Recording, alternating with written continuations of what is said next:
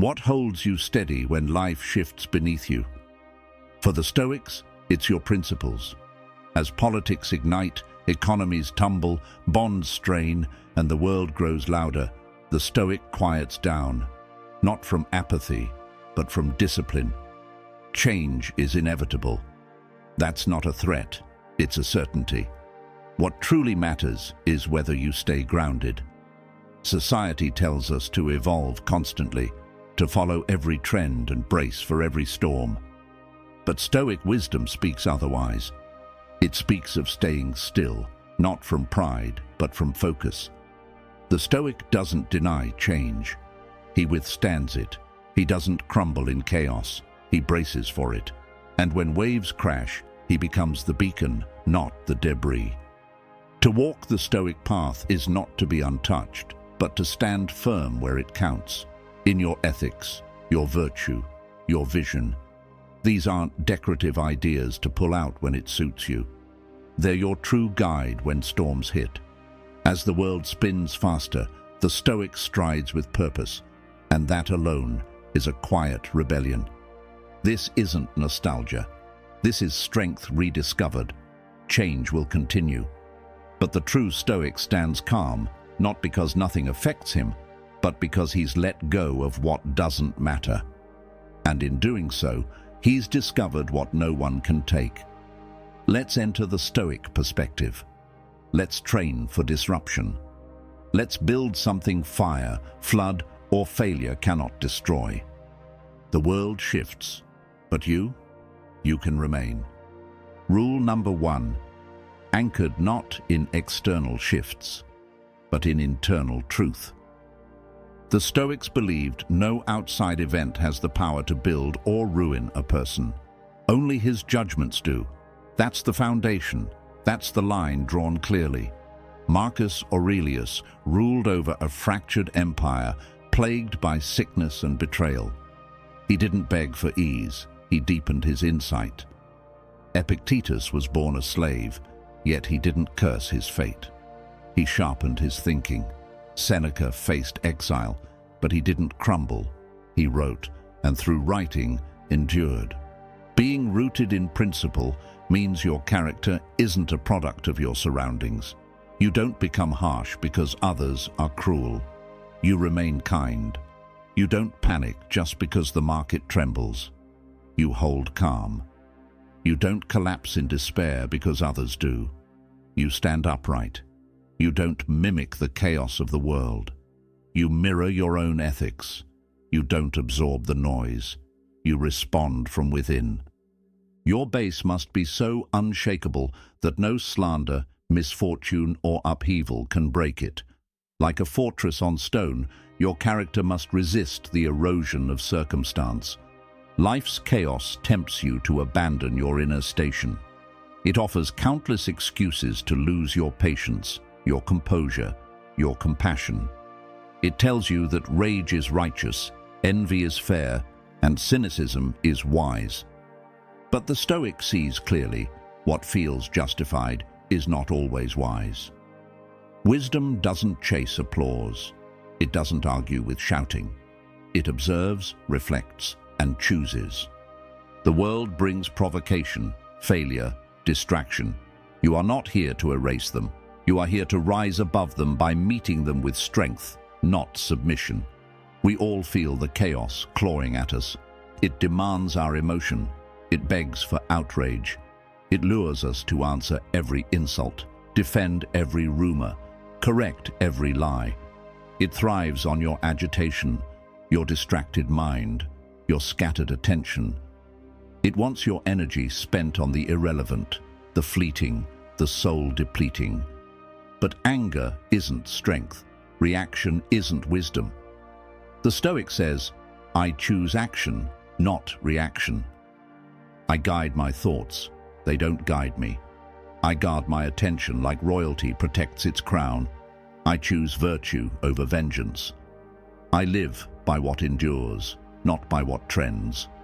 I release what isn't mine and carry only what is, my thoughts, my decisions, my soul. I'll guard the sanctity of my focus with more care than others guard their ego. I won't let shifting opinions blow me off course. Today, distraction is epidemic. Every ping, every scroll, every breaking news alert tests your focus. The Stoic doesn't just resist chaos, he ignores the bait. He doesn't get caught by loud voices. He watches the crowd run and chooses to walk calmly.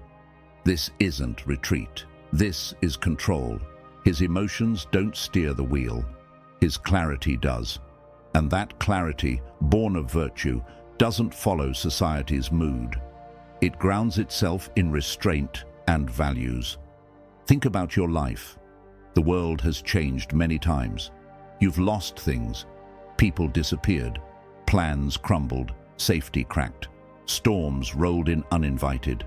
And still, you stayed. You questioned your resilience. You doubted your way. But you're still standing. That's not chance. That's proof. Proof of grit. Proof of will. Evidence that something within you is sturdier than anything around you. Every scar proves you endured. Every doubt silenced through discipline is a triumph. You already know how to survive. The Stoic teaches you how to elevate. Not by dodging storms, but by becoming anchored inside them. Not by avoiding pain, but by aligning so deeply with principle that pain cannot shake you from it. The Stoic doesn't beg for calm seas. He learns to steer through waves. He builds a soul like a vessel that can cross any current, survive any wind, stay afloat through any tide. That's how you last. That's how you grow. That's how you become unwavering in a world that spins wildly. Each day, remind yourself, what is within my power, what is not. Write it. Carry that clarity through your choices. Be exact. Don't leave your insight vague. Externalize it. Use pen and paper. Untangle thought by giving it form. Abstract thought confuses. Written thought clarifies. Observe how often your energy bleeds into what's out of reach. Opinions, outcomes, the ticking clock. The Stoic separates from this noise each day, not by accident, but by ritual. It becomes hygiene for the mind. The more you do this, the easier it gets. You'll start to notice distractions the moment they arrive. You'll sense emotional traps before they spring. Watch how your worry lessens as your focus sharpens. When your mind learns to sort what belongs to it and what doesn't, it becomes less chaotic. Clarity isn't a gift. It's the result of focused effort. You'll breathe easier, speak more precisely, choose more deliberately. You'll begin to insert a pause, a breath, between the trigger and your response. That pause is power. That pause is dominion. The Stoic stronghold isn't built from bricks. It's built from discernment. Every moment of silence, every instance of self-control, every refusal to be provoked becomes a new stone in that foundation. His defenses aren't external, they're internal. He becomes a citadel of reason in a world ruled by impulse. He practices turning inward, questioning his motives, and returning again and again to what's within his grasp, his perception, his effort, his evaluations. This is how he creates stability, by refusing to hand over the reins of his spirit. He reclaims them each day with quiet resolve. The world may shake with crisis, but his footsteps stay deliberate. He doesn't need to quiet the noise. He just refuses to let it speak louder than his conscience. Every day, he chooses to return to this posture, not once, but repeatedly. And through this return, through this repetition, he becomes unshakable. Rule number 2. Preparing for disruption. Life doesn't always give you a heads up, it just shifts. A single message can alter your future. A betrayal can test the core of your trust. An illness can erase every plan. Silence can undo months of momentum. Sudden change can crush your certainty. The Stoics didn't pretend these moments wouldn't come. They trained for them. They didn't hide behind false hope. They strengthened their awareness. Misfortune doesn't always knock. Sometimes it breaks in. It's better to stay ready than be shattered by surprise. Better to live with preparation than cower in fear. Premeditatio malorum, the mental rehearsal of hardship, wasn't pessimism. It was practice. Like warriors keeping their blades sharp in peace, Stoics exercised the mind for adversity. They envisioned loss, defeat, disgrace, not to suffer more, but to suffer less when it arrived. They visualized the blow in advance, so their spirit wouldn't collapse when it landed. This wasn't morbid obsession. It was the building of inner steadiness amid the chaos of change. They knew pain stings less when seen clearly ahead of time. If you face hardship before it hits, you don't freeze, you move. Preparation isn't an invitation for struggle. It's strength building. It's rehearsing resolve. It's declaring, if this happens, it won't break me. I might stumble, but I won't shatter. This is the work of shaping the will to meet reality, not idealism but reality, and doing it daily on purpose, with truth as your compass. No athlete wins by wishing to be strong. They win by building strength repeatedly. It's the same with the mind. You forge clarity, you refine reactions, you stretch your endurance. And then one day, the blow you dreaded lands, but you've already met it in practice. You're training every day, whether you realize it or not. When your meal arrives cold, when the traffic grinds, when someone disrespects you, when your effort goes unnoticed, when timing fails you, these aren't interruptions. They're opportunities. Every inconvenience is a dumbbell for your discipline. Every irritation, a test of your growth. Life hands you small discomforts so you can learn to carry larger ones. Each one is a weight you can lift. Each frustration, a moment to steady yourself. They're not random. They're invitations to become stronger. If you only train during calm times, you'll collapse when storms hit. If you expect ease, hardship will destroy you. But if you use every moment as a workout for virtue, you won't just survive the storm, you'll know how to navigate it. You'll see the patterns, you'll know what to do, because you've already practiced.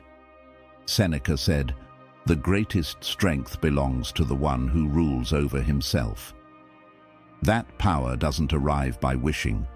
It comes through preparation, through repeated rituals that sharpen perception and deepen resilience. By confronting imagined hardship now, you remain upright when the real thing strikes. Preparation requires voluntary friction. Every small challenge teaches you something about your edge and your ability to go past it. This daily effort is about remembering what you already have inside.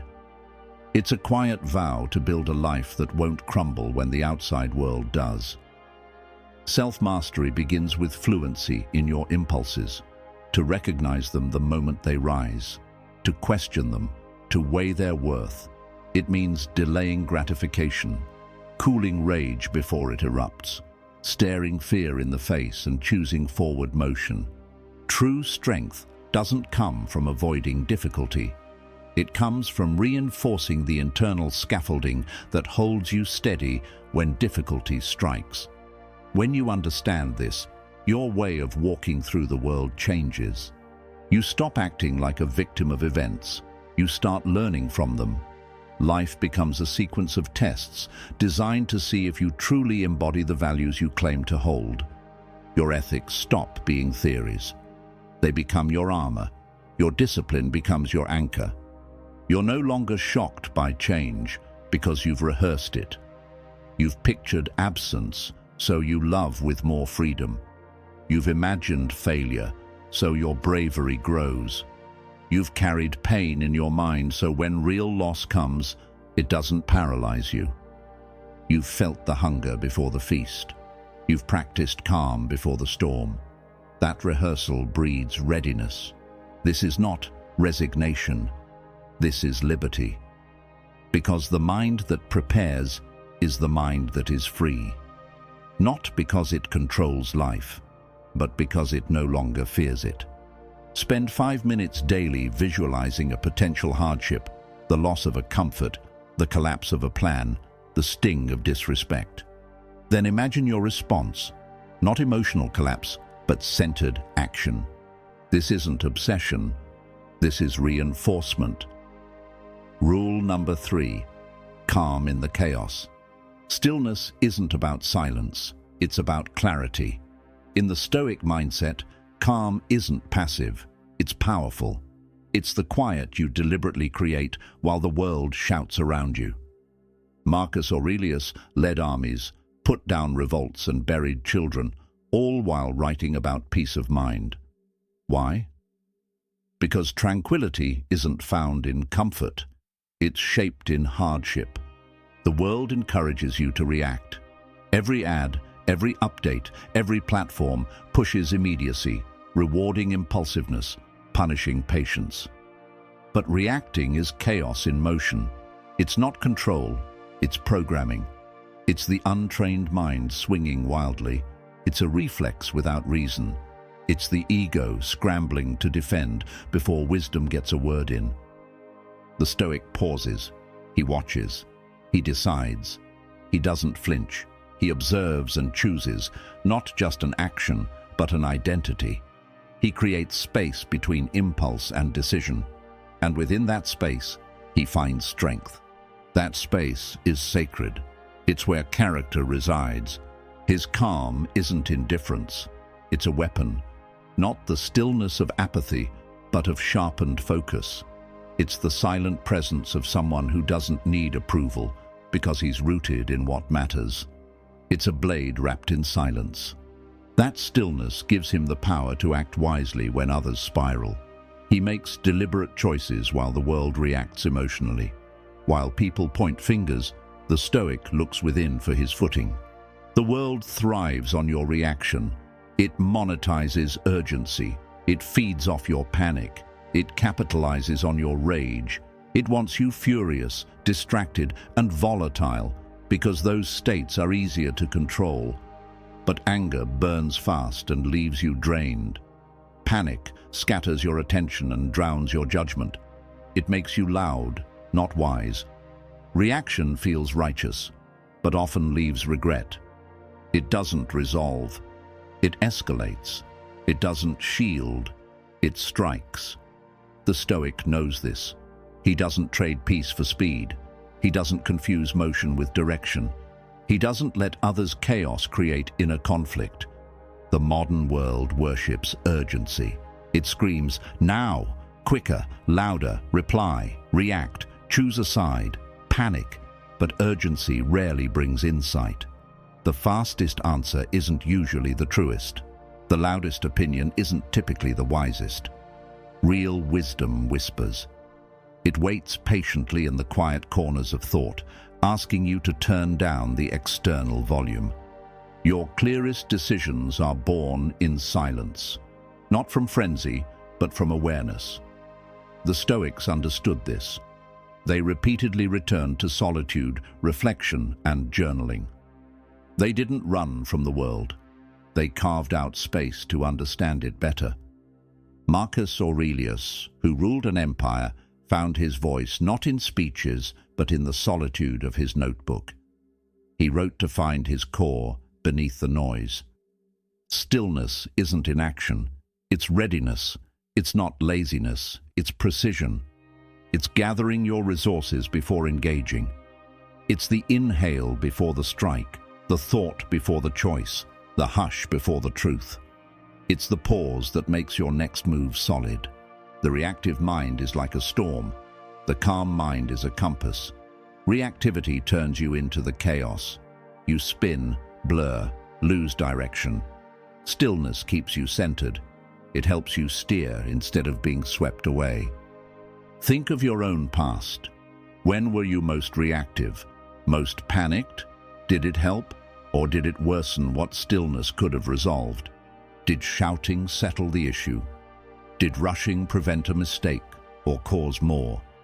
How many regrets were born from words spoken too fast? Stillness doesn't delay, it refines. It clears the noise so the right step can reveal itself. It lets you speak the truth, not the outburst. It helps you choose the right next action, not just the nearest one. Stillness isn't apathy, it's discipline. It's allowing your values, not your pulse, to lead. It lets you spot what others miss.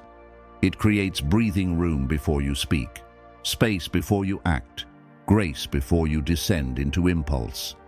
In stillness, you realize you are not your emotion, you are its master.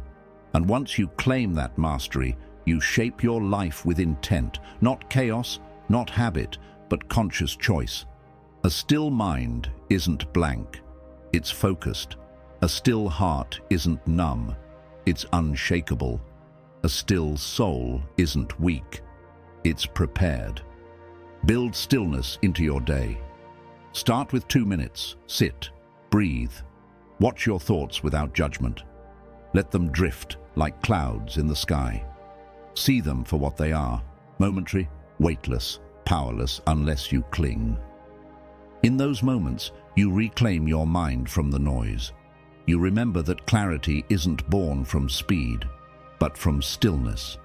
Do this before intense conversations, big decisions, or early in the morning, when the world is loudest and your mind is most fragile. And as your strength grows, increase the space between what triggers you and how you respond.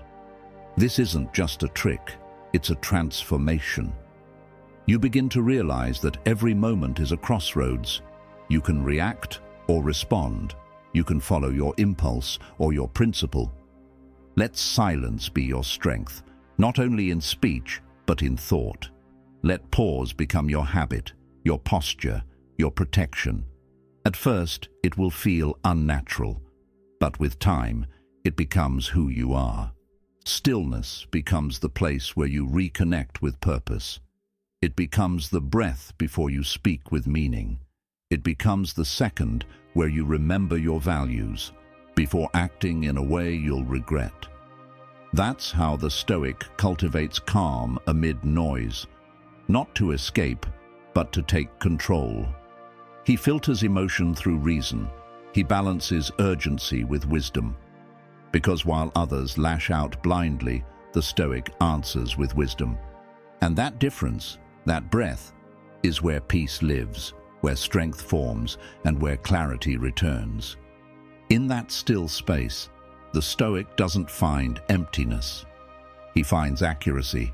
He finds decisiveness. He finds command. Rule number 4, walking alone without isolation. The Stoic is willing to be misread, willing to walk a path others avoid. Not out of pride, but out of strength. The kind that knows being accepted is not the same as being true. That agreement is not the same as courage. Solitude isn't abandonment. It's conviction. Many bend their values to fit in.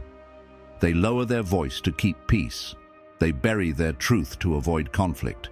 But peace built on silence is not real peace. It's quiet control. It's the cost of acceptance at the expense of self.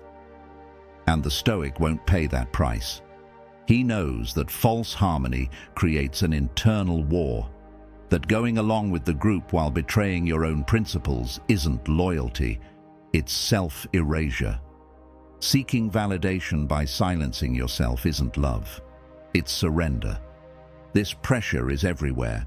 In workplaces where silence is safer than honesty. In friendships where masks are swapped instead of truths. In societies where it's easier to blend in than to stand firm. But the Stoic doesn't reshape himself to match the mood of the room. He builds his life on ethics, not applause. He knows that peace built on self-denial is a ticking clock. It's not peace. It's delay before collapse. To stand alone isn't rejection of others.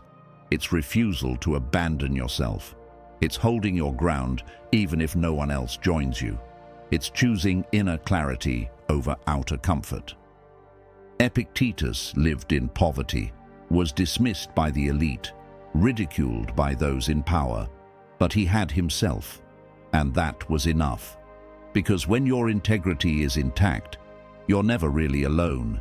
You're surrounded by your own conscience. You walk with your values, your discipline, your soul. That's better company than a crowd of approval. Applause fades. Character echoes. There will be moments when your discipline is mocked, when your boundaries are questioned, when your refusal to gossip or retaliate makes you seem out of place. Let it. Let them misunderstand. Let them mislabel you. Let them speak. Your quiet will teach louder than words ever could. Don't try to explain your strength to those who aren't ready to hear it. Don't shrink your values just to stretch someone else's comfort. Don't lower your standards just to be noticed by those unwilling to raise theirs. You're not here to persuade. You're here to live. And the way you live, steady, focused, unbending, will say more than arguments ever will. Character doesn't shout. It reveals itself slowly. You're not on this path to be understood by everyone. You're on it to understand yourself so deeply that no one else's confusion can shake you. To know your convictions so clearly that mockery feels like noise. To build your internal world so well that no external one can destroy it. And when you walk alone, you'll discover something sacred. Solitude, chosen with strength, becomes the birthplace of resolve. It isn't a curse. It's a forge. It's where you clarify what matters. It's where your voice finally rises above the crowd, where your choices no longer pass through filters of fear, where your footsteps begin to echo with certainty. When you can walk alone and not lose your way, you'll understand what the Stoics understood, that the crowd is not your compass. That silence doesn't mean emptiness when it's filled with principle. That the absence of praise doesn't mean the absence of value. And that the path fewer walk is often the path of the strongest. Not because they were selected, but because they chose themselves. Each week, pay attention to a moment when your values are tested in subtle social situations. A conversation where gossip sneaks in. A decision where honesty feels risky. A group moment where fitting in would mean leaving yourself behind. Choose to hold your ground, not with defiance, but with quiet resolve. Let your presence speak more than your voice. Keep your boundaries firm, not forceful. Speak less, mean more. Choose your words with weight, not to impress, but to stand firm. Let your speech carry your ethics. Understand that silence has strength when it comes from truth, not fear.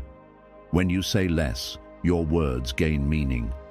And in that moment, feel a deeper kind of power, the kind that doesn't come from being approved, but from being aligned. There's a rare peace in walking with your values, even when misunderstood. Let that calm carry you through discomfort. Let it remind you that brief disapproval is a small price for lifelong self-respect. The strength you feel isn't loud, it's consistent. It's the quiet power of someone who knows who they are and won't pretend otherwise. Rule number 5, letting go without losing yourself. Loss is part of the human experience. The Stoics never pretended otherwise. They welcomed it as a teacher, not because it doesn't hurt, but because it teaches through the hurt. To lose is not to collapse. It is to be shown what you are holding too tightly. It strips away the illusion of control and leaves you with the truth. All things external are borrowed. Relationships, success, health, status, none of these are truly ours. They're gifts on loan. Seneca watched power, money, and standing fall away more than once. He was betrayed, banished, condemned. Yet he said, "A person is poor not because they have little, but because they crave more." This was not defeat dressed as comfort. It was dominion over desire. It was a man who had learned not to attach identity to outcome, one who had discovered that wanting can wound more deeply than having ever healed. He didn't define himself by what he held, but by how he held himself when it was gone. You cannot stop things from leaving. People will walk away. Fortunes will vanish. Time will slip quietly through your grasp. Some losses arrive like thunder. Others disappear like mist. Some hurt immediately, others slowly. But through all of them, you have one choice: how you carry yourself through the release. You can stand in dignity. You can hold your silence. You can walk in steadiness. You can choose to grieve with awareness rather than cling in blindness. The Stoic feels loss, but does not collapse. He mourns, but never forfeits reason. He allows pain, but does not surrender to it. He weeps when the moment calls for it, but never lays down his virtue. Emotion is permitted to visit, but never to rule, because the Stoic knows that sorrow, if left unchecked, turns into self-pity. And self-pity is its own kind of prison. You've experienced loss. We all have. A dream, a role, a version of yourself. But the Stoic reminds you, those things were never your essence. Not the job, not the name, not the attention, not the routine. Those were outfits. You are the soul underneath. Your essence remains, your virtue remains. And if your clarity has been cultivated, it remains too. What is truly yours cannot be stripped from you. It can only be forgotten and remembered again. To lose and remain whole is to remember. No outer thing defines you. You are not the flicker, you are the flame. You are not the ashes of what was. You are the heat that still endures. You are not the echo. You are the voice that remains. You are not the ruin. You are the foundation still holding. When everything falls away, you will see what cannot be taken and what survives the fire. That's not a different version of you. That's your real self. This isn't just philosophy, it's survival. The kind of wisdom you don't just read, you carry through the darkest nights. When someone you love is gone, when something you believed in collapses, there's a moment of disorientation. You feel yourself dissolve with it. You wonder, if this is no longer mine, who am I now? In that space, grief tempts you to disappear entirely. But the Stoic reminds you to stand in that gap and see clearly. What left was never your core. What disappeared was never your essence. What you lost was never truly you, but something you were gifted temporarily. Your identity does not hinge on attention. It does not depend on labels. It does not rise and fall with your social standing. It does not vanish with grief. It reveals itself within grief. Your core is made of character, values, discernment. These cannot be taken. They can only be misplaced and found again. When all else is stripped away, what remains is what's real. The Stoic knows this. He accepts sorrow, but does not allow it to shape him. He embraces loss, not to suffer more, but to suffer better by seeing clearly. The more your vision sharpens, the more you understand. Your peace was never in what you possessed. It was in how you carried it, not in what you owned, but in the person you became, both in the holding and the releasing. Write down the things you fear losing the most. Be unflinchingly honest. A person, a title, a story you've told yourself, a future that now seems uncertain. Then ask, if this disappeared, who would I be? Sit with the answer. Don't fix it. Don't comfort yourself too quickly. Let it teach you. Let the imagined loss show you where your grip is tightest. Then shine the light of reason on it. Bring it into awareness. Let fear change shape when seen clearly. Watch your grip ease, not from apathy, but from remembered strength. The less you hold too tightly, the freer you become. And in that freedom, you uncover what never left, your inner power. It was never about what you had. It was always about who you were underneath it. This is the Stoic discipline, to build your identity not on the sand of temporary gains, but on the stone of internal command. And when the winds of loss arrive, and they will, you may bend, but you will not break. Rule number 6.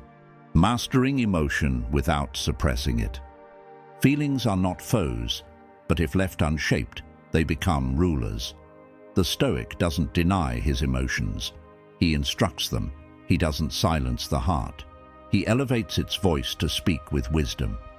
He doesn't crush what he feels. He refines it through thought. This isn't emotional coldness, it's internal leadership. To be driven by emotion is to hand over your thoughts to chaos. One harsh word can wreck your whole day. One letdown can shatter your confidence. One rejection can make you question your entire identity. The Stoic refuses to live this way. He separates emotion from truth. He teaches himself to say, "This is what I feel." But what's actually real? He doesn't allow temporary feelings to rewrite his story. Marcus Aurelius wrote, "You control your mind, not external things." Recognize this, and you'll find strength. That strength begins with emotional awareness. You might feel anger, you might feel sadness, you might feel fear, but you are not those things. You are the one who witnesses them. And if you can observe them, you can guide them. The undisciplined mind reacts. The trained mind pauses. The Stoic doesn't lash out when wounded. He looks inward and asks, "Is this feeling about truth, or is it ego? Is this emotion guiding me to clarity, or pulling me off track? Will acting on this help, or haunt?" By asking better questions, he breaks the link between feeling and impulsive behavior. He reclaims his agency. Life will test you. You'll be insulted. Expectations will fall apart. Commitments will be broken. Praise will turn into silence. And people you trusted will let you down without warning.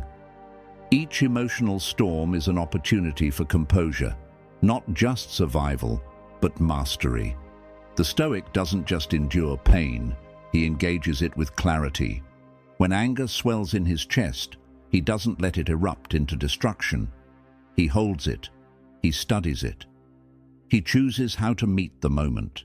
He becomes the calm at the center of the storm, not another gust swept into chaos. This ability to pause instead of pounce, to reflect instead of react, is rare power. It's a higher courage.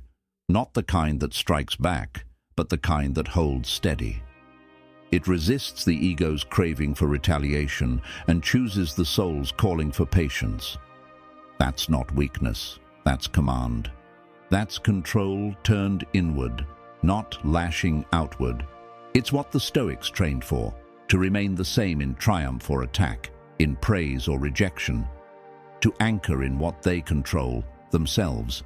Because true strength isn't the absence of feeling, it's the refusal to be governed by it. This week, catch one emotion as it arises.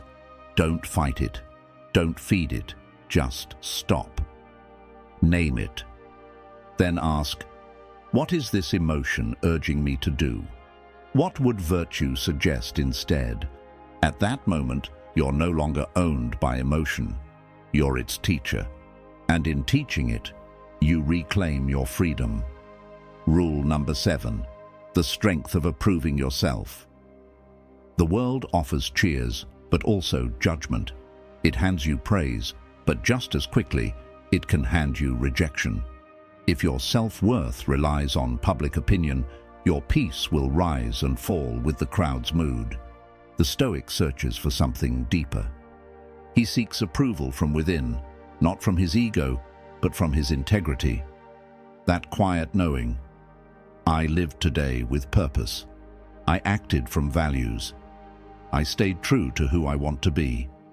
He doesn't hand over his self-respect to trends, strangers, or shifting voices. He knows the applause of the world is temporary. What matters isn't what others say about you when you're around. It's what you know about yourself when you're alone. Compliments don't inflate him. Criticism doesn't crush him. His compass is internal, not external. To live from inner approval isn't to reject feedback. The Stoic welcomes honest critique, but he filters it through wisdom. He doesn't let compliments distort his vision, nor let insults pierce his soul. He weighs every opinion, but only adopts what aligns with principle. That's how he stays rooted, while others float on praise or drown in shame. In a culture obsessed with image, the Stoic focuses on essence, while others' perfect performance, he deepens his purpose. He may go unnoticed, he may be misunderstood, but he is not shaken, because he already chose who he wants to be, and that decision is not up for debate. He's not performing for attention, he's practicing virtue. Each evening he reflects, did I act in line with my values? Did I move today toward the person I aim to become? If the answer is yes, he rests in that. If not, he makes adjustments. But he doesn't wait for a round of applause to validate his effort. The Stoic understands. The deepest peace doesn't come from being seen. It comes from being whole. Rule number 8. Calm in the face of the unknown. Uncertainty spares no one. It visits kings and laborers alike. No strategy, no status, no possession shields you from the unpredictable.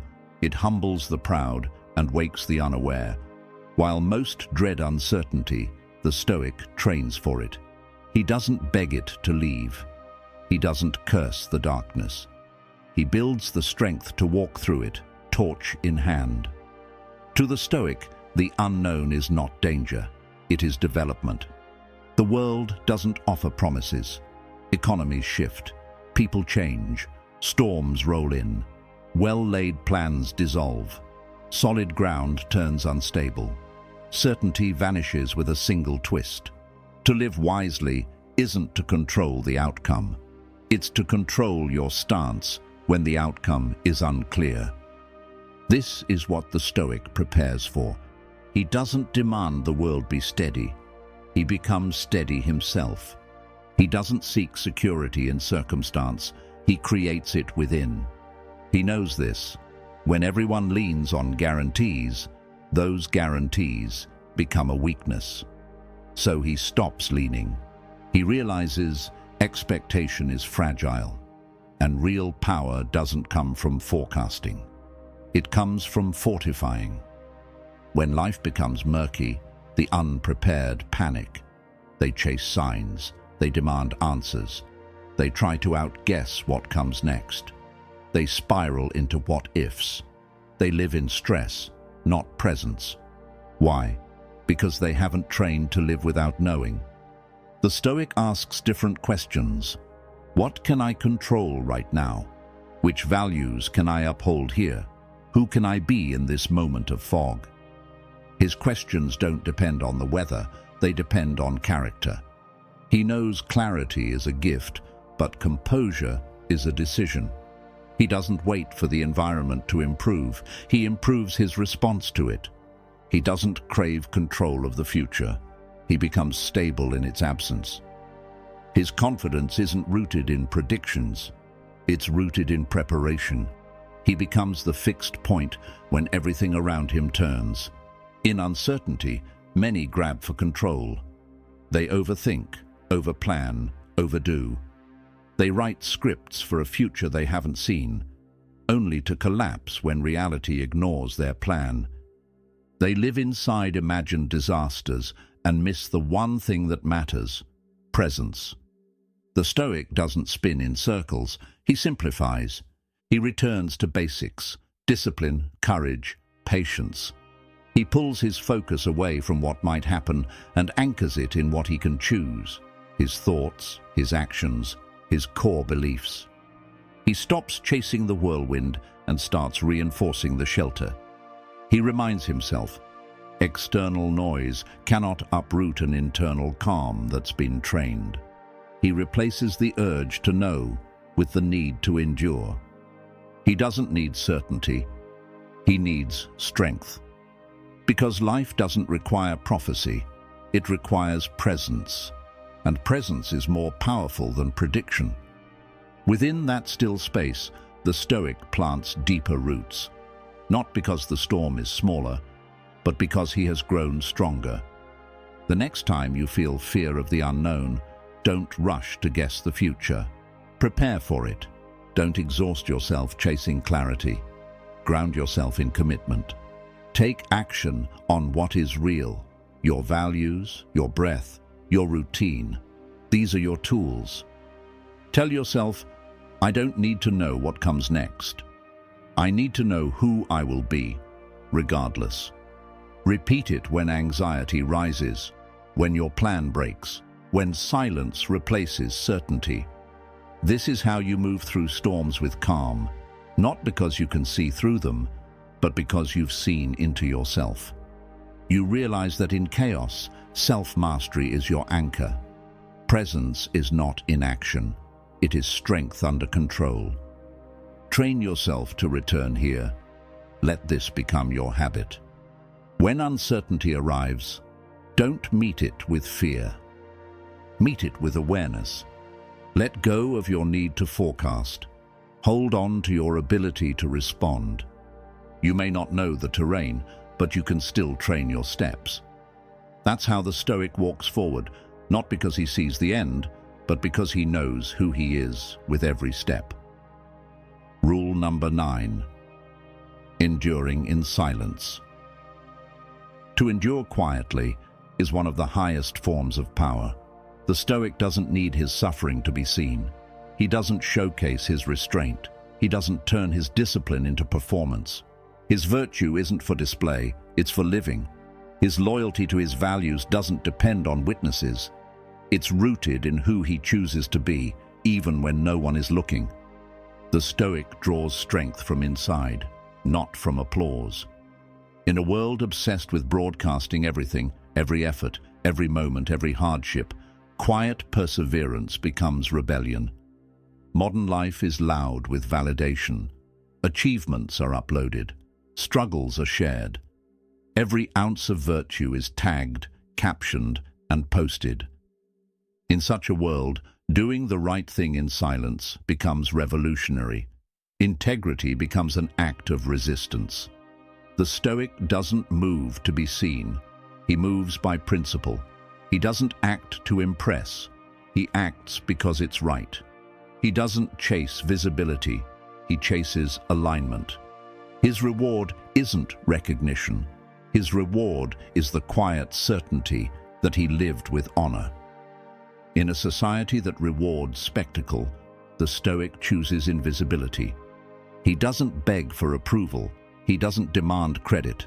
He doesn't interrupt his focus to check who's watching. He remains true, especially when unnoticed. That's when it matters most. The Stoic improves in solitude. He holds himself to a higher standard, regardless of who's observing, because that's when character becomes real.